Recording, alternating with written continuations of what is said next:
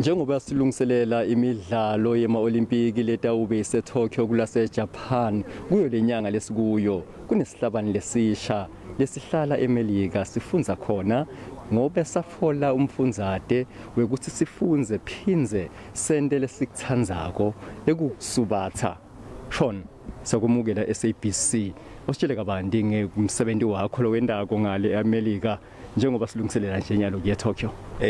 Isizini yami iqale ngoJanuary and since then bengigijima ngithemba ukuthi ngizoqualify kuma-Olympics, and then mangiqeda ukugijima boma 3 weeks ago ngiceda ukugijima 10:04 ngaqualify for i-100 meter futhi ngagijima na 20.10 ngaqualify for i-200. So manje ngithembile ukuthi ama-Olympics asendleleni, ngifuna ukumake sure ukuthi i-race nenye ngi-execute ngihamba khona ukuthi ngifuna ukudeliver ngoba ngiyazi ukuthi ngithembile training yami, ngithembile nama-coach wami ukuthi bangiprepareile for le stage sakhona ama-Olympic Games. Ngiyazi ukuthi it's going to be a lot of competition, ngazi ukuthi ngithembile bona futhi mina ngiyasithemba. Carl Lewis no Leroy Burrell bagijima ngama 1980 bona babedominator yonke i-circuit emhlabeni, so mina ngiyazi ukuthi ama-superstar bona futhi yibo bangilethela futhi ngibo ngibathembile ukuthi ngizoyenza umsebenzi wami kahle.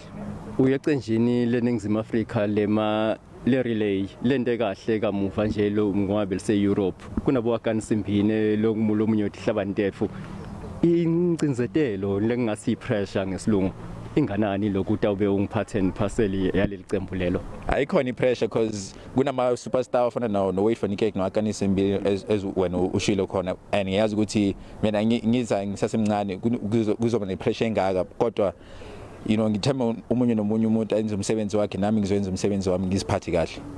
Sibonga kakhulu isikhathi sakho loyo ke nguSean Phathucheto Maswanganyi lomunye ohlabani takusasa eNingizimu Afrika.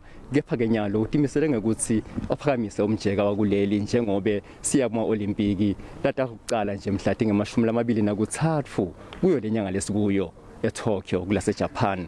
Mina ke ngingumduduzi Ndlovu, leti tindzaba te-SABC ngibika ngisePitoli.